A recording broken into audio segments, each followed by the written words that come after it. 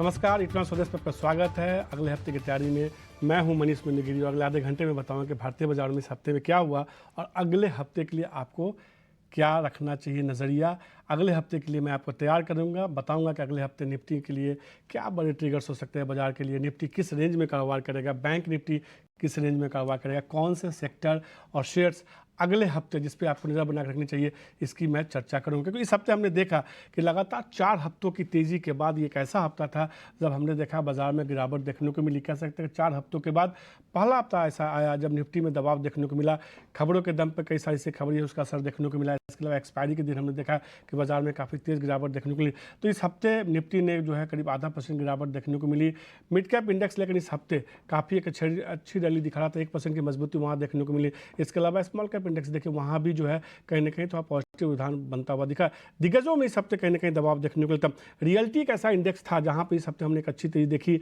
DLF, शोभा realty जैसे stocks थे जहाँ एक शानदार रैली इस हफ्ते देखने को मिली। इस पर आगे चर्चा भी करेंगे। इसके अलावा फार्मा इंडेक्स देखिए उसने पूरे हफ्ते जो है कम से कम बाजार के सेहत को सुधारने की कोशिश की और कल के ट्रेड में खासतौर पर इसने जो गुरुवार के सत्र में जब बड़ी एक्सपायरी के दिन दबाव था, फार्मा एक ऐसा सेक्टर था जिसमें तेजी थी। सिप्ला के नंबर्स के बाद जो है पूरे बाजार को सहारा मिलता हुआ दिखा फार्मा शेयरों में। ऑटो एक ऐसा इंडेक्स था जहां दबाव देखने को मिला। खबरों के दम पे कुछ खबरें ऐसी आई जिसका असर देखने को मिला। अब अगले हफ्ते ऑटो एक बड़े ट्रिगर के तौर पे होगा। ऑटो नंबर्स आएंगे मारुति जैसी कंपनियों के, उस पर हम चर्चा करेंगे कैसे नंबर्स हो सकते हैं। इसके अलावा बैंक एक ऐसा इंडेक्स था जो इस हफ्ते जो है अंडर परफॉर्म करता रहा। इसके अलावा आईटी, एफएमसीजी, आईटी इंडेक्स ऐसा है लगातार जिसमें हम देख रहे हैं कि अंडर परफॉर्मेंस देखने को मिले। एफएमसीजी में देखिए नेस्ले जैसे स्टॉक्स थे जहां दबाव देखने को मिला, वॉल्यूम ग्रोथ को लेकर कंसर्न था, इसलिए नेस्ले, ब्रिटानिया जैसे स्टॉक्स में दबाव देखने को मिला। इस हफ्ते कुछ स्टॉक्स देखे जैसा कि मैंने कहा कि फार्मा ने आउट परफॉर्म की और सिप्ला की मैंने बात की थी, नतीजों के दम पर शानदार रैली देखने को मिली थी। इस हफ्ते करीब 12% रिटर्न दिया। इसके अलावा एनटीपीसी में 7% का, पावर ग्रिड और डॉक्टर रेड्डी जैसे स्टॉक्स थे जहां इस हफ्ते एक अच्छा रिटर्न देखने को मिला। इस हफ्ते जिस शेयरों ने बाजार पर सबसे ज़्यादा दबाव बनाया खासतौर पर उसमें देखिए आईटी में टेक महिंद्रा, नतीजों के बाद से लगातार शेयर में दबाव देखने को मिला। इसके अलावा कोटक बैंक में दबाव देखने को मिला। आईटीसी में हमने देखा कि शेयर में जो है डिमर्जर की खबर के बाद से दबाव लगातार बना हुआ है। 4.5-4.5% की गिरावट देखने को मिली। बीपीसीएल में थोड़ा दबाव देखने को मिला। मिड कैप में कुछ स्टॉक्स देखे इस हफ्ते कहीं ना कहीं मिड कैप शेयर पावर कंपनियों का नाम रहा। कह सकते हैं कि तमाम पावर शेयर जो थे मिड कैप में एक अच्छे रैली दिखा रहे थे। जिस पावर शेयर का नाम देखिए वहाँ पॉजिटिव रिटर्न देखने को मिला। लेकिन हीरो कौन से बने? आरईसी एक अच्छी मजबूती, खासतौर पर सरकारी 2 कंपनियां पावर में, आरईसी और पीएफसी, इन दोनों में एक शानदार रैली देखने को मिली। आरईसी ने इस हफ्ते 20% का रिटर्न दिया।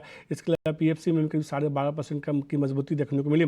ये एफएनओ के स्टॉक्स है तो इससे अंदाजा लगा सकते हैं कि इस हफ्ते पावर शेयर में कितनी मजबूती देखने को मिलती है। इसके अलावा टाटा कम्युनिकेशन यहाँ एक अच्छी मजबूती देखने को मिली। जी एंटरटेनमेंट में खरीदारी देखने को मिली इस हफ्ते में। टोरेंट पावर एक और स्टॉक था जहाँ पे इस हफ्ते करीब 10% की मजबूती देखने को मिली। मिड कैप में कौन से स्टॉक्स थे जहाँ गिरे? तो कुछ ऐसे शेयर थे जहां गिरावट देखने को मिली। एचपीसीएल, आईजीएल, यस बैंक जैसे स्टॉक्स थे जहां दबाव देखने को मिला।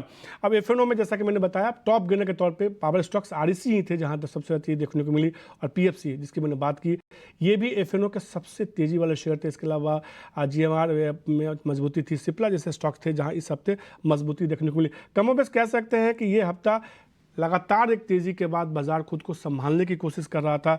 बाजार जो है खुद को जो है मजबूत करने की कोशिश कर रहा था कि लगातार तेजी बाद आप थक जाते हैं तो थोड़ा सा होता है कि विराम लिया जाए। वो विराम का दौर था। तो क्या जब नए सीरीज की शुरुआत होगी यहाँ से बाजार और मजबूती दिखाएगा या अगस्त में बाजार थोड़ा ढीला रह सकता है? समझने के लिए हमारे साथ 2 जानकार जुड़ चुके हैं। गौरव मिश्रा जुड़ चुके हैं, इसके अलावा वेंचुरा सिक्योरिटीज़ के विनीत वोलिंजकर जुड़ चुके हैं। इन दोनों से समझते हैं कि अगले हफ्ते क्या रह सकता है बाजार की दिशा और दशा।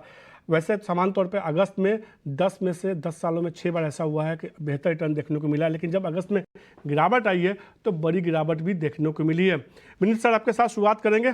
कैसा लगता है अगस्त का महीना कैसा रह सकता है निफ्टी, खासतौर पर अगले हफ्ते के लिए आप निफ्टी और बैंक निफ्टी में क्या देख रहे हैं आप?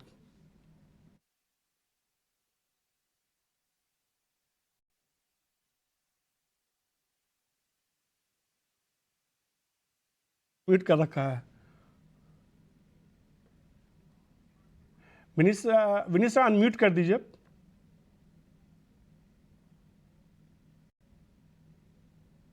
लगता है कोई तकनीकी दिक्कत आ रही है, इसको फिक्स करते हैं। तब तक गौरव से समझते हैं। गौरव, अगले हफ्ते के लिए निफ्टी बैंक निफ्टी का दायरा क्या देख रहे हैं आप? Good afternoon. देखिए ओपन लेवल से हमने देखा कि एक अच्छी गिरावट हमको देखने मिली है और निफ्टी का जो फॉल आया है या जो छोटा मोटा रिवर्सल आप कह दीजिए या रिट्रेसमेंट जो आया है, ये एक राइजिंग चैनल के हडल से है जो 20,000 के करीब था, और अभी फिलहाल ये मीडियन लाइन के आसपास में हो रहा है जो 19,600 है। तो मुझे लग रहा है कि रुझान फिलहाल जो है माइल्डली बेरिश होगा। मैं ये नहीं कहूँगा बहुत बड़ी गिरावट अभी फिलहाल देखने मिल सकती है, लेकिन इसके अगर आप आवली चार्ट से अगर देखेंगे तो आवली चार्ट्स में लोअर टॉप लोअर बॉटम का सिलसिला शुरू हो चुका है। तो यहाँ पे थोड़ी दिक्कतें आपको देखने मिल सकती है इमीडिएट टर्म के लिए। बट ओवरऑल मुझे लगा कि अगर दायरे की अगर बात की जाए तो ब्रॉडर रेंज अगर पूरे महीने की की जाए तो 19,000 से 20,000 ये फुल एक मंथ का जो रेंज है वो ये ऊपर के आ सकती है। में कि यहाँ से जो है वापस से थोड़ी सी प्रॉफिट बुकिंग बात ये देखने को मिल सकती है। और बैंक निफ्टी को लेकर क्या राय है आपकी? देखिए, निफ्टी ने एक अच्छा ब्रेकआउट दिया था राइजिंग वेज का 19,000 के ऊपर से, मल्टीपल ब्रेकआउट्स हमको देखने मिले थे। वहीं अगर बैंक निफ्टी की बात की जाए तो काफ़ी ठंडा था, काफ़ी अंडर परफॉर्मेंस हमको देखने मिली है जुलाई मंथ, जुलाई सीरीज कह दीजिए। अब यहाँ पे जाके एक ब्रेकआउट हमको देखने मिला राइजिंग वेज का। तो अगर एक बार फिर से 2-3 दिन की अगर बैंक निफ्टी स्पॉट में क्लोजिंग आती है 45,500 की, तो फिर से 1000 पॉइंट 1200 पॉइंट की स्विफ्ट अपसाइड आपको देखने मिल सकती है। तो स्ट्रक्चर मुझे बैंक निफ्टी का भी बहुत दिक्कत दे वैसा नहीं लग रहा है। फिलहाल सस्टेन कर रहा है ये राइजिंग वेज के ब्रेकआउट को, और अगर ये 45,500 सस्टेन होता है तो एक अपसाइड जो है काफ़ी फास्ट आ सकती है।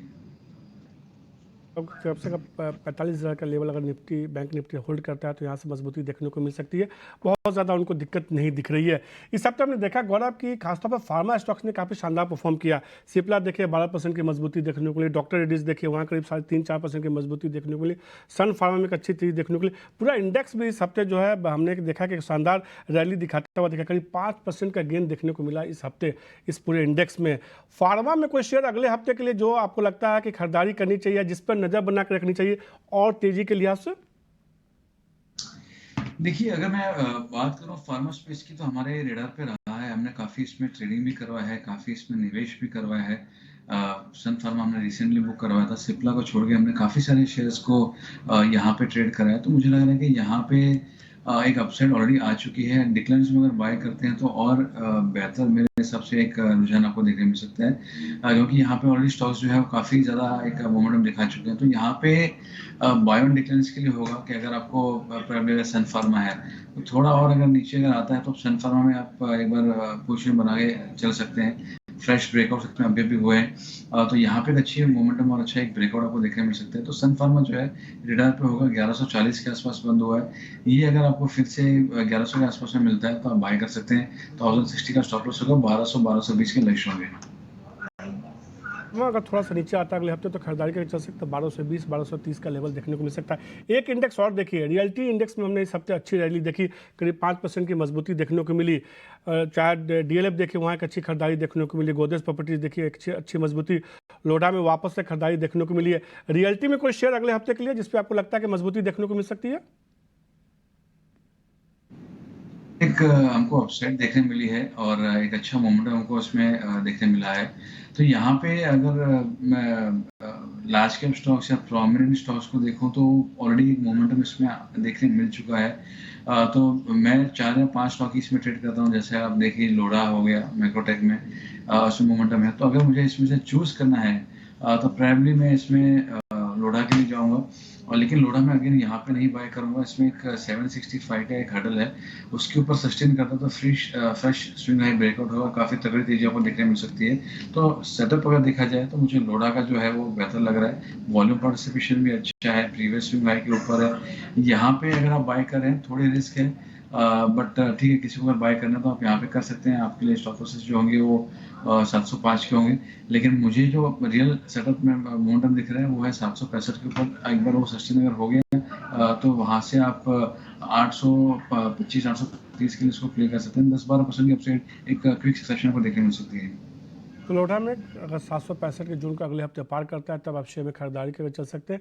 फिर शेयर में जो अच्छी मजबूती देखने को मिल सकती है 820 825 तक का स्तर देखने को मिल सकता है। लेवल याद रखिए 765 के ऊपर अगर तेज़ी बनती है तो खरीदारी करके आप चल सकते हैं। नज़र जो है कई सारे इवेंट्स पे भी आपकी होनी चाहिए अगले हफ्ते, क्योंकि कई सारे बड़े नतीजे आने वाले हैं। ऑटो में मारुति के नंबर आने वाले हैं, बैंक में एसबीआई के नतीजे आने वाले हैं, और से कौन से नतीजे आने वाले और कौन से बड़े इवेंट्स हैं बताने के हमारे साथ वामाक्षी जुड़ चुकी है। आप भी पेन पेपर लेकर नोट कर लीजिए कि कौन से अगले हफ्ते के बड़े इवेंट्स हैं जिसका बाजार पे और शेयरों पे असर होगा। वामाक्षी बताइए। जी बिल्कुल, शुरुआत करते हैं हम कुछ डोमेस्टिक क्यूज़ के साथ। तो डोमेस्टिक फ्रंट पर हम देखेंगे कि S&P global PMI, manufacturing, services PMI और कंपोजिट PMI ये डेटा अगले हफ्ते एक्सपेक्टेड है। इसके अलावा अगर हम देखें तो चाइना का कंपोजिट, नॉन मैन्युफैक्चरिंग और मैन्युफैक्चरिंग PMI भी एक्सपेक्टेड है जुलाई 31 को।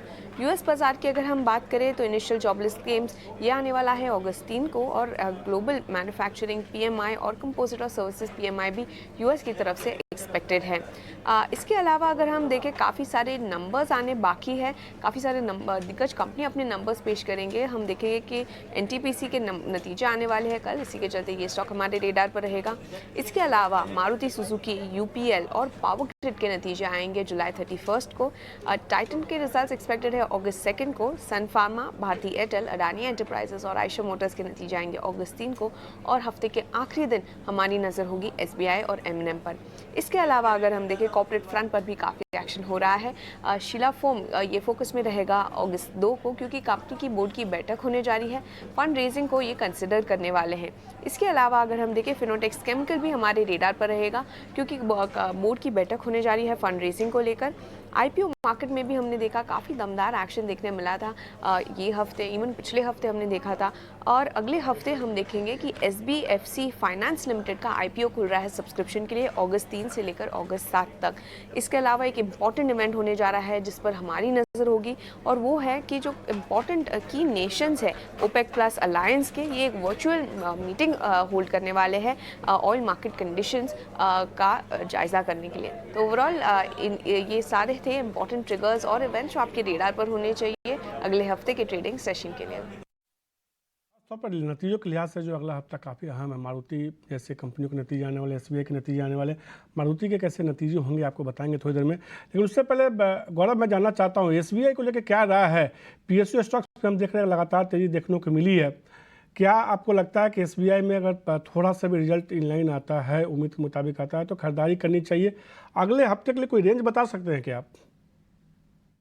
देखिए SBI एक इमीडिएट इसका जो ब्रेकआउट था वो 600 का था। तो अगर आप रेंज की बात करें तो यहाँ पे फिलहाल जो रेंज होगी वो 595 से लेके ऊपर में 635 तक की रेंज है, जहाँ पे 635 या 630 पकड़ लीजिए, जहाँ पे अच्छा ब्रेकआउट दिखने मिलेगा।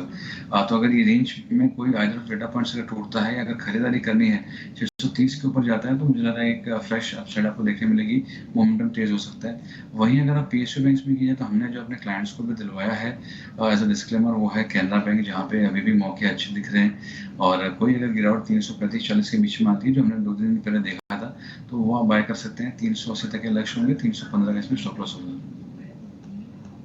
SBI पे कि एक रेंज में जो ट्रेड कर सकता है, ऊपर की तरफ 635 का रेंज इन्होंने बताया, जिस पे आपको नज़र बना के रखनी चाहिए। अब जो है बात करते हैं कि स्टॉक की वेदांता को देखिए। इस हफ्ते हमने देखा कि पिछले एक हफ्ते से या कहे कि एक महीने से लगातार एक शेयर एक रेंज में ट्रेड करना, तो बहुत बड़ी गिरावट ना बहुत बड़ी तेज़ी। हालांकि मेटल शेयर में हमने देखा था बीते हफ्ते थोड़ी तेज़ी देखने को मिली थी, इस हफ्ते भी थोड़ा मोमेंटम जनरेट हुआ था, लेकिन बहुत ज़्यादा इस शेयर में इस हफ्ते रिटर्न देखने को नहीं मिला। करीब 2% की गिरावट देखने को मिली है। हालांकि वेदांता के चेयरमैन अनिल अग्रवाल का यह कहना है कि वो टेक्नोलॉजी पार्टनर की तलाश कर रहे हैं। सेमीकंडक्टर का डील पहले उनकी टूट गई थी, अब वो नए टेक्नोलॉजी पार्टनर की तलाश में हैं और इसके लिए 3 कंपनियों से बातचीत कर रहे हैं। अनिल अग्रवाल से हमारी संवाददाता सुमिता करार ने सीधे तौर पर करीब ने बात की, आइए आपको सुनाते हैं। सर, आपने ये बोला था कि आप जो अपना टेक्नोलॉजी पार्टनर ढूंढ रहे हैं उसके लिए आपको कितना टाइम लगेगा, कितने लोगों से बात चल रही है अभी? हाँ, तीन लोगों से तो कॉन्क्रीट बात चल रही है, 5-6 लोग और हैं, वो लोग भी बात करना चाहते हैं। तो वो डेविड रीड उसको ड्राइव कर रहे हैं। I have no doubt within few months will be able to tie up. Sir, आपने कैपिटल एलोकेशन की भी बात की थी कि $5 बिलियन, आप अगर फंडिंग के बारे में भी थोड़ा बात करेंगे। वेदांता में फंडिंग की क्या प्रॉब्लम है 5 बिलियन की, बिकॉज डेट है, इक्विटी है, इंसेंटिव है, but when the concrete plan happen will come back. Sir, आपने कोई टाइमलाइन लगाया है ये फैब के सेटअप के लिए? और 2.5 years. 2.5 years is what Yes. तो सीधे तौर पे टेक्नोलॉजी पार्टनर के करार के लिए लगातार कोशिश में जुटे हुए हैं अनिल अग्रवाल वेदांता चैनल बताते हुए। लेकिन मैं बात करूंगा विनीत सर आपसे मेटल शेयरों को लेके। इस हफ्ते हमने देखा था कि मेटल शेयरों में जो है थोड़ी सी मजबूती देखने को मिली, जिस तरह से ये खबर आई कि चीन जो है अपनी इकोनॉमी को सुधारने के लिए खर्च करेगा, बढ़ाएगा, स्टिमुलस देगा। उसकी वजह से हमने देखा था टाटा स्टील, हिंडाल्को जैसे स्टॉक्स में थोड़ी मजबूती थी। आपको लगता है कि अगले हफ्ते के लिए मेटल शेयर में से किसी पर दाव लगाना चाहिए? कोई पसंद का शेयर आपको है क्या आपके रडार पे? नहीं, हम लोग का ध्यान मेटल शेयर पे, स्टील को छोड़ के थोड़ा मंदा ही है। अगर आपको मेटल शेयरों में तेजी करनी है तो हमें लगता है कि आपको लॉयड मेटल्स में एक अच्छा मुनाफा कमाने को मिलेगा। लॉयड मेटल से लगभग 590-600 के आसपास ट्रेड कर रहा है। हमारा लक्ष्य 1000 रुपये का है ओवर द नेक्स्ट 12 से 18 महीना। तो आपको इसमें इररिस्पेक्टिव ऑफ ग्लोबल मार्केट्स में मेटल स्टॉक्स में जो वदघट होती है उसके वॉलेटिलिटी भले जारी रहे, लेकिन लॉयड मेटल का शेयर आपको अच्छा मुनाफा कमा के देगा। मेटल का शेयर जो यहाँ से मजबूती मान रहे हैं, विनीत सर की तेजी देखने को मिल सकती है। अगले हफ्ते एक और कंपनी के नतीजे आने वाले हैं, मारुति के। देखने होगा नतीजे कैसे हो सकते हैं और नतीजे कैसे रहेंगे, ये बताने के लिए हमारे साथ हमारी सहयोगी सृष्टि जुड़ चुकी है। सृष्टि, अगले हफ्ते, इस हफ्ते तो हमने देखा था शेयर जो है फ्लैट टू पॉजिटिव कारोबार करता हुआ दिखा। सृष्टि, नतीजों से क्या उम्मीद है मारुति के? सबसे पहले अगर मारुति के वॉल्यूम्स की बात करें तो बीती तिमाही वहाँ पे वॉल्यूम्स में थोड़ी सी गिरावट ज़रूर देखने को मिली है, जहाँ पे 3.5% का ही एक कट रहा है। पर उसके अलावा अगर हम इनके नंबर्स को देखें तो तिमाही दर तिमाही हम सभी नंबर्स पे थोड़ा सा प्रेशर आते हुए ज़रूर देख सकते हैं, क्योंकि RM कॉस्ट बढ़ा हुआ था और साथ ही ऑपरेटिंग लेवरेज यानी कि वॉल्यूम्स में एक जंप नहीं मिला था, जिसके चलते इनकी अगर हम आय देखें तो वो लगभग सपाट रहने की उम्मीद है 31,780 करोड़ पे। वहीं EBITDA में 3.5% की गिरावट की हम उम्मीद कर रहे हैं, 3,240 करोड़ के आसपास ये आंकड़ा आ सकता है। वहीं अगर मार्जिन्स की बात करें तो अभी तक तो उम्मीद ये लगाई जा रही है कि 10% से ज़्यादा कंपनी अपने मार्जिन्स दर्ज कर सकती है। पर जी हाँ, तिमाही दर तिमाही देखें तो एक हल्की सी गिरावट उन फ्रंट पे ज़रूर आते हुए हम देख सकते हैं, क्योंकि मार्जिन्स जो हैं पिछली तिमाही जो 10.5% पे थे, यहाँ पे 10.2% पे आते हुए दिखेंगे। और इसकी वजह यह है कि इस बार जो पूरी वॉल्यूम्स में एक जंप देखने को मिला है, वो जो लोअर सेगमेंट है वहाँ पे काफ़ी डिस्काउंट कंपनी ने दिया था वॉल्यूम्स को पुश करने के लिए, और ये इनके मार्जिन्स पे बहुत ज़्यादा इम्पैक्ट नहीं ला पा रहा है पॉजिटिव फ्रंट पे। वहीं अगर मुनाफे की बात करें तो यहाँ पे 6% की तिमाही दर तिमाही गिरावट की उम्मीद कर रहे हैं। 2,440 करोड़ के आसपास ये आंकड़ा रह सकता है। और साथ ही जो मूवमेंट देखने को मिला है जापान और भारतीय करेंसी में, उसका एक नेगेटिव इम्पैक्ट देख सकते हैं मारुति के नंबर्स पे। और साथ ही जो इनिशियल साइंस है मॉडरेशन के डिमांड में अब थोड़ा सा स्लो डाउन आ रहा है, इसको लेके मैनेजमेंट की क्या कमेंट्री रहेगी, ये सबसे अहम होगा देखना। और साथ ही आगे के लिए मार्जिन का आउटलुक वो क्या देते हैं, इस पे भी हमारी नज़र रहेगी। तो बहुत ज़्यादा उम्मीदें तो नहीं है मारुति सुजुकी से, बस नज़र रखनी होगी मार्जिन के फिगर पे कि 10% से ज़्यादा वो आते हुए दिखते हैं या नहीं। उम्मीदें तो नहीं है विनीत। क्या रहा होगी मारुति को लेके? हमने देखा है बहुत अंडर परफॉर्म करा, बहुत ज़्यादा तेजी देखने को नहीं मिली है पिछले 1-1.5 हफ्तों में। आपको लगता है यहाँ से मजबूती थोड़ी देखने को मिल सकती है? ये शेयर अच्छी तरह से परफॉर्म करेंगे, हम काफी ऑप्टिमिस्टिक है ये स्टॉक के ऊपर। हमारी राय है कि अगले 2 साल में अगर आप निवेश करोगे मारुति में तो आपको 40-50% का अपसाइड देखने को मिल सकता है।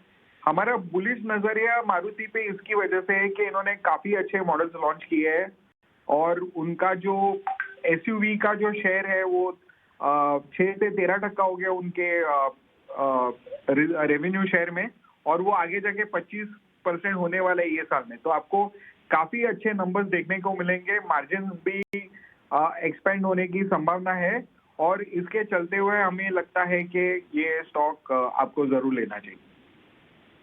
खरीदारी करने की सलाह दे रहे हैं, उनको लग रहा है कि यहाँ से और अच्छी मजबूती देखने को मिल सकती है। लेकिन कुछ और ऐसे स्टॉक्स हैं जिन पे विनीत और गौरव की नज़र है। बात करते हैं VIP स्टॉक्स की।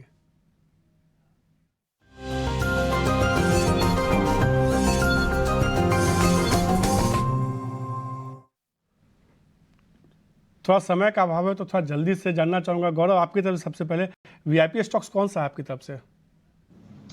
देखिए, मुझे जो अच्छा लग रहा है स्टॉक यहाँ पे मेटल स्पेस है, जहाँ पे काफ़ी सारे एक रुझान पॉजिटिव बन के आए हैं और यहाँ पे मुझे लग रहा है मोमेंटम बरकरार रहेगा अगस्त में भी। तो हिंडाल्को पे लक्ष्य होगा 490 का, बाय करके चल सकते हैं। 425 रुपये का इसमें स्टॉप लॉस होगा। तो ये एक शेयर है जहाँ मुझे आउट परफॉर्मेंस भी लग रही है और काफ़ी अच्छा अपसाइड भी देखने मिल रहा है। दूसरा जो होगा वो है अदानी पोर्ट्स का, जहाँ पे एक अच्छा ब्रेकआउट हमको देखने मिला है काफ़ी अर्से के बाद में। यहाँ पे 800 रुपये का लक्ष्य होगा, 730 रुपये के स्टॉप लॉसेज होंगे। तो दो शेयर खरीदारी के लिए हिंडाल्को पसंद है, उनको 490 का टारगेट होगा। इसके अलावा अदानी पोर्ट्स भी पसंद आ रहा है, 800 रुपये का लक्ष्य होगा, स्टॉप लॉस 730 रुपया लगाना होगा। आपकी तरफ से विनीत सर कौन से दो स्टॉक्स होंगे? हमें भेल अच्छा लगता है, कल भी आपको बताया था मैंने, काफी स्ट्रांग है फॉलिंग मार्केट में। और इसके देखिए ऑर्डर बुक 5 साल का ऑर्डर बुक है और इनके जो थर्मल सेक्टर के जो ऑर्डर्स है अगले 3 साल से काफी अच्छी तरह से बढ़त दिखाई देगी आपको। इसके अलावा कंपनी बाकी सब सेगमेंट्स है जैसे defence, railways, high value engineering और हाइड्रोजन एंड सोलर सेगमेंट में भी काफी अच्छी तरह से परफॉर्म कर रहा है। तो हमें लगता है कि आपको एक 12 महीने में इसको 140 का टारगेट देखने को मिल सकता है।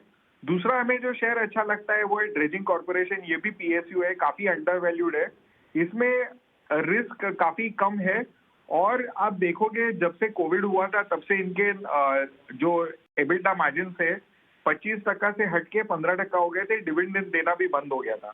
लेकिन हमें कॉन्फिडेंस है कि ये साल उनके मार्जिन रिकवर करेंगे और आप देखोगे कि 20% के ऊपर उनके मार्जिन चले जाएंगे। टॉप लाइन ग्रोथ 1100 से 1350 करोड़ की एक्सपेक्टेशन है और हमें लगता है कि ये स्टॉक आपको 4-5 टाइम्स ईवी बाय एबिटा में मिल रहा है। तो इसके इतने सारे मोड्स होने के कारण हमें लगता है कि ये स्टॉक आपको 500 रुपए के आसपास 18 महीने में आपको टारगेट का निवेश दे सकता है।